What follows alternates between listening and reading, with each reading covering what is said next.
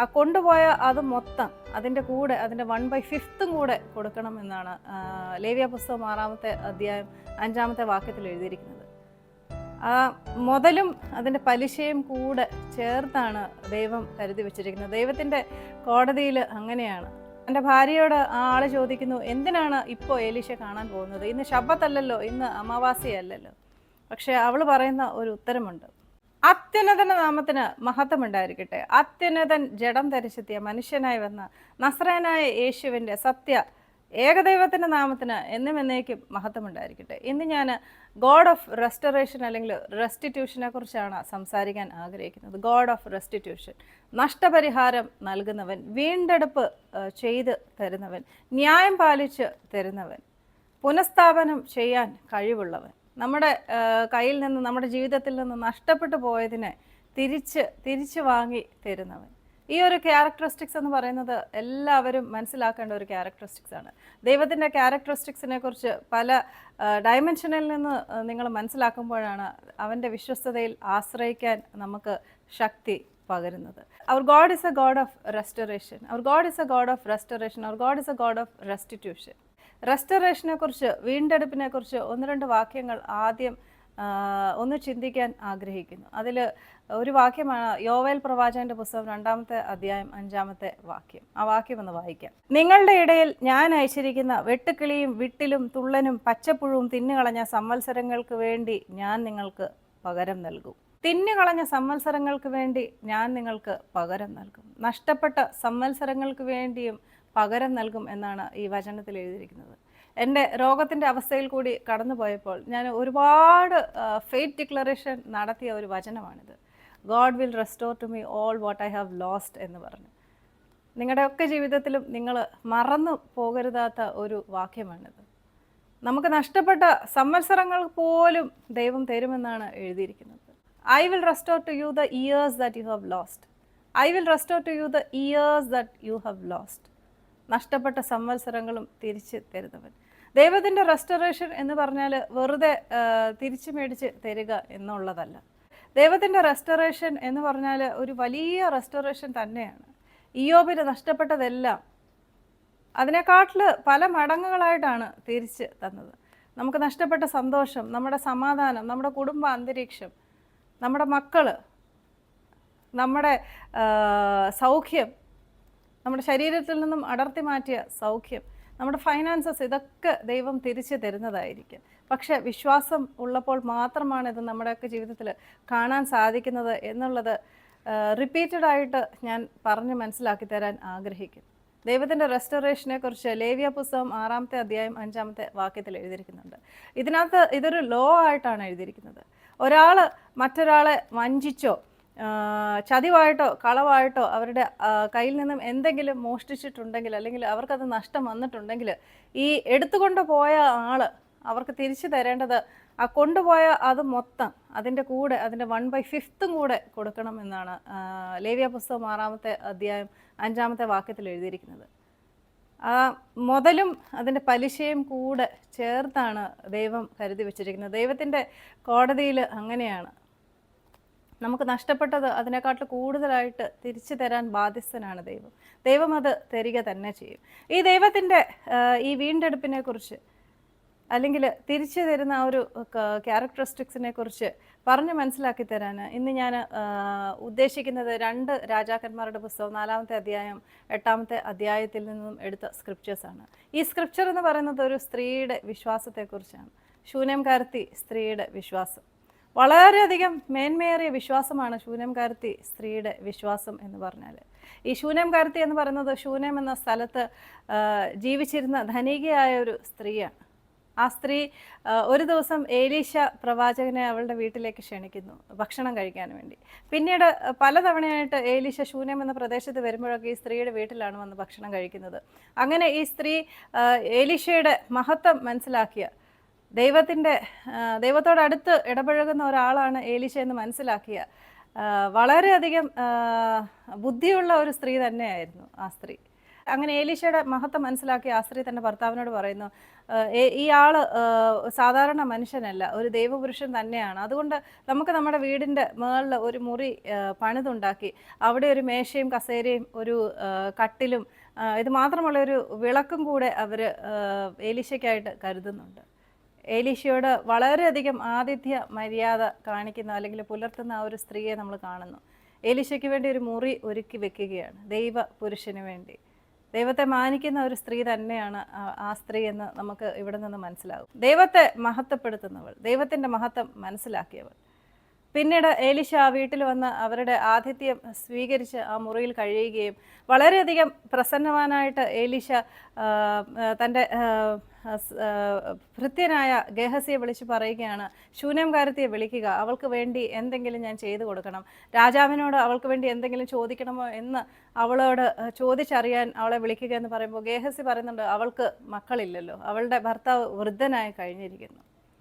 ഏലീശ അവളെ വിളിപ്പിച്ചിട്ട് പറയുകയാണ്, next year by this time you shall embrace a son. അടുത്ത വർഷം ഈ സമയം നിനക്ക് ഒരു പുത്രൻ ജനിക്കും.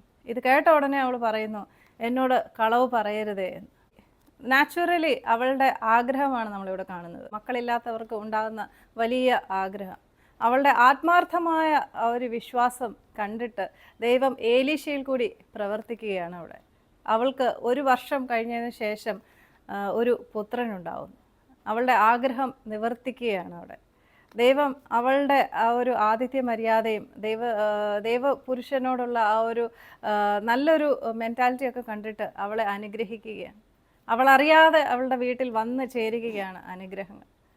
ബൈബിളിൽ നമ്മൾ കാണാൻ സാധിക്കും, മുമ്പേ അവൻ്റെ രാജ്യവും നീതിയും അന്വേഷിക്കുക, എന്നാൽ നിങ്ങൾക്ക് എല്ലാം ലഭിക്കും എന്നുള്ളത് ഇവിടെ ഒന്ന് ഓർമ്മിപ്പിക്കുകയാണ്. നമ്മൾ ദൈവത്തിൻ്റെ അടുക്കൽ പറയണമെന്ന് പോലുമില്ല. പലപ്പോഴും അനുഗ്രഹങ്ങൾ നമ്മളെ തേടി വരുന്നത് തന്നെയായിരിക്കും, പലപ്പോഴും ദൈവത്തിൻ്റെ പുറകെ നമ്മൾ പോയാൽ.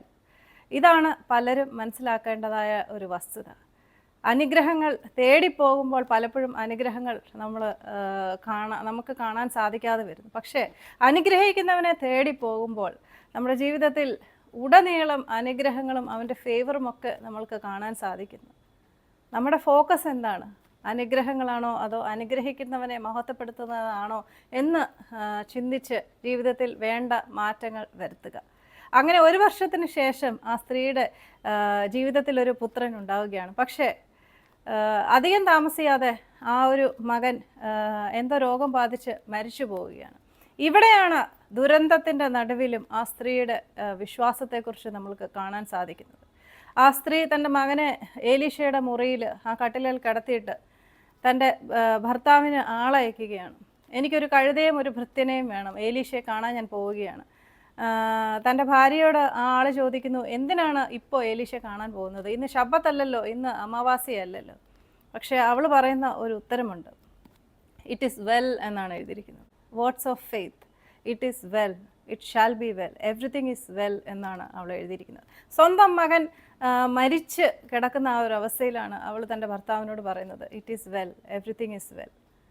കാരണം അവളുടെ മനസ്സിൽ ഉറച്ച ആത്മവിശ്വാസമുണ്ട്. ഉറച്ച വിശ്വാസം തന്നെയാണ് ദൈവം എലീശയിൽ കൂടി പ്രവർത്തിക്കുമെന്നും തൻ്റെ ആശയ്ക്ക് അനുസരിച്ചുള്ള ഒരു പുത്രനെ ദൈവം മരിച്ചു പോയെങ്കിലും പുനരുജ്ജീകരണം കൊടുക്കുമെന്നുമുള്ള ആ ഒരു വലിയ വിശ്വാസത്തിൻ്റെ പുറത്താണ് ആ സ്ത്രീയുടെ വായിൽ നിന്ന് വന്ന ആ വാക്കുകൾ. Words of faith.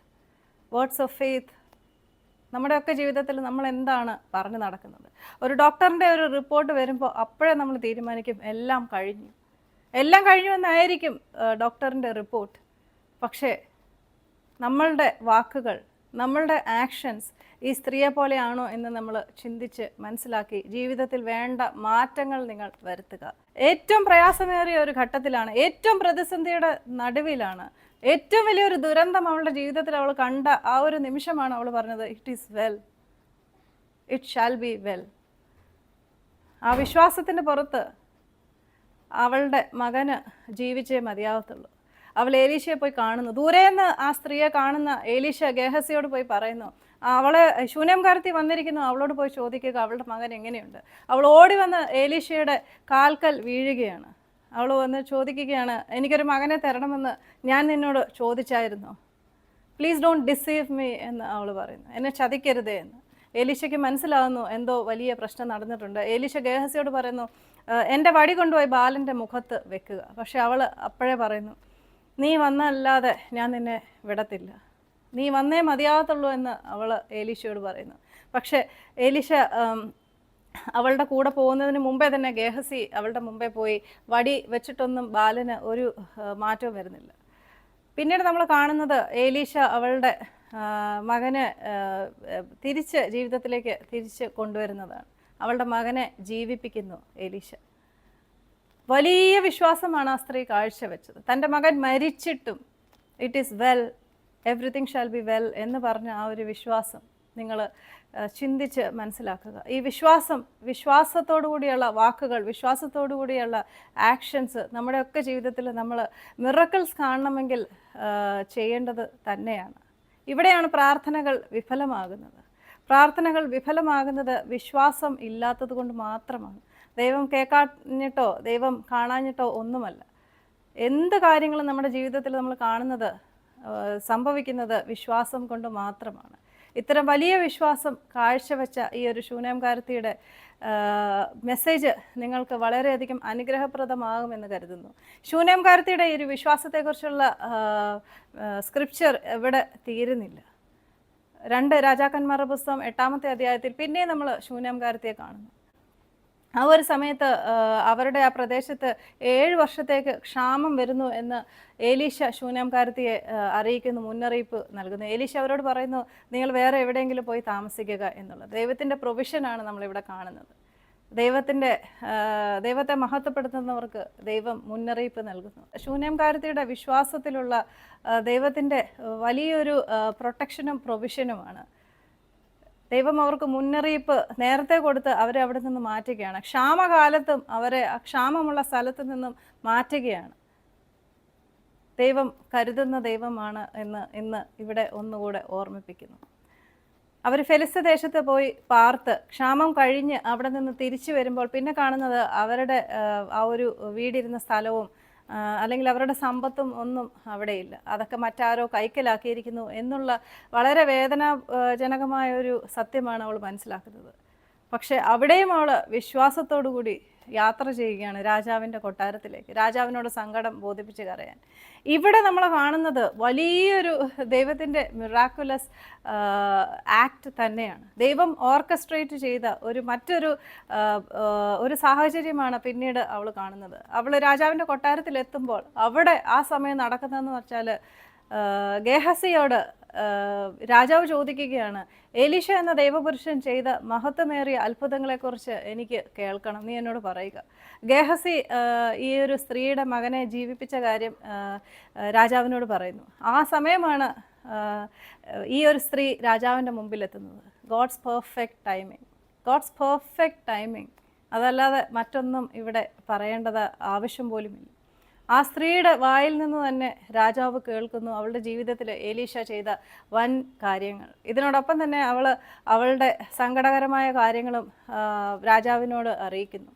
ഇതിനുശേഷം രാജാവ് അവൾക്ക് വേണ്ടി ഒരു ഓഫീസറിനെ അവിടെ നിയമിക്കുകയാണ്. ശൂനേംകാരത്തിക്ക് നഷ്ടപ്പെട്ട സ്ഥലവും സമ്പത്തും ഒക്കെ തിരിച്ചു നൽകാൻ രാജാവ് കൽപ്പിക്കുന്നു. ഇത് മാത്രമല്ല, അവരന്ന് പോയ ആ നാള് മുതൽ ഇന്ന് വരെ എന്ന് പറഞ്ഞാൽ 7 വർഷത്തിൽ അവർക്ക് ഉണ്ടാകാൻ ഇടയുണ്ടായിരുന്ന ആദായം പോലും അവൾക്ക് തിരിച്ചു കൊടുക്കാനാണ് രാജാവ് കൽപ്പിക്കുന്നത്. നഷ്ടപ്പെട്ടതിൻ്റെ 1/5 അറ്റ്ലീസ്റ്റ് 1/5 തിരിച്ചു കൊടുക്കണമെന്നാണ്. അവൾക്ക് എത്ര തിരിച്ചു കിട്ടിയെന്നുള്ളത് അവൾക്ക് അറിയാവുന്നതാണ്, എത്രമാത്രം തിരിച്ച് കിട്ടി എന്നുള്ളത്. നഷ്ടപ്പെട്ടതെല്ലാം തിരിച്ച് കൊടുക്കുന്ന ദൈവം. നഷ്ടപ്പെട്ടത് മാത്രമല്ല, അതിൻ്റെ കൂടെ മുതലും പലിശയും തിരിച്ച് നൽകുന്ന ദൈവം. ദൈവത്തിൻ്റെ ഫെയ്ത്ത്ഫുൾനെസ്സാണ് നമ്മളിവിടെ കാണുന്നത്. ആത്മാർത്ഥമായിട്ട് വിശ്വസിക്കുന്നവർക്ക്, ആത്മാർത്ഥമായിട്ട് വിശ്വസിച്ച് ആ വിശ്വാസം ഏറ്റുപറയുന്നവർക്കും ആ വിശ്വാസം അവരുടെ ജീവിതത്തിൽ പറയുന്നവർക്കും പ്രവർത്തിക്കുന്നവർക്കുമായിട്ട് വിശ്വാസങ്ങളെ പൂർണ്ണമാക്കി കൊടുക്കാൻ ദൈവം ബാധ്യസ്ഥനാണ്. അവനത് ചെയ്യുക തന്നെ ചെയ്യും. ശൂനേംകാരത്തിയുടെ വിശ്വാസം എന്ന് പറയുന്നത് വലിയ വിശ്വാസം തന്നെയാണ്. വലിയ വിശ്വാസം, മലകൾ മാറി നിൽക്കുന്ന വിശ്വാസം തന്നെയാണ് ശൂനേംകാരത്തി കാണിച്ചത്. ശൂനേംകാരത്തിയുടെ വേദഭാഗത്തിൽ നിന്നും ഏറ്റവും നമുക്ക് മനസ്സിലാക്കേണ്ടതായിട്ടിരിക്കുന്നത്, ആത്മാർത്ഥമായിട്ട് ദൈവത്തിൽ വിശ്വസിച്ചാൽ, ദൈവത്തിൽ പൂർണ്ണമായിട്ടും വിശ്വസിച്ചാൽ ഡിറ്റർമിൻഡ് ആയിട്ട് ദൈവത്തിൻ്റെ പുറകെ പോയാൽ നമ്മുടെയൊക്കെ ജീവിതത്തിൽ നമ്മൾ ആഗ്രഹിക്കുന്ന കാര്യങ്ങൾ നമ്മൾക്ക് ലഭിക്കുന്നതായിരിക്കും. നമ്മൾക്ക് ദൈവത്തിൻ്റെ വലിയ സംരക്ഷണം ലഭിക്കുന്നതായിരിക്കും. അവളുടെ ജീവിതത്തിൽ അവൾക്ക് നഷ്ടപ്പെട്ടതെല്ലാം ഫിസിക്കൽ റെസ്റ്റോറേഷൻ അവൾ കണ്ടു. അവളുടെ മകനെ ജീവിതത്തിലേക്ക് തിരിച്ച് കൊണ്ടുവന്നു. ഫിസിക്കൽ റെസ്റ്റോറേഷൻ മാത്രമല്ല, ഫിനാൻഷ്യൽ റെസ്റ്റോറേഷനും ദൈവം അവൾക്ക് നൽകുകയാണ്. അവളുടെ വിശ്വാസത്തിൻ്റെ പുറത്ത് എന്തും സാധ്യമാക്കാൻ കഴിയുന്നവൻ തന്നെയാണ് ദൈവം. ശൂന്യംകാരത്തിയുടെ ഈ ഒരു മെസ്സേജ് ജീവിതത്തിൽ വെല്ലുവിളികളുടെ നടുവിൽ, പ്രതിസന്ധികളുടെ നടുവിൽ വിശ്വാസം കാഴ്ചവെക്കാൻ, മലകൾ മാറി നിൽക്കുന്ന വിശ്വാസം കാഴ്ചവെക്കാൻ നിങ്ങൾക്ക് ഏവർക്കും ഉതകും അല്ലെങ്കിൽ ഉപകരിക്കും എന്ന് ഞാൻ കരുതുന്നു. So come fall in love with Jesus and fall in love with the word of God.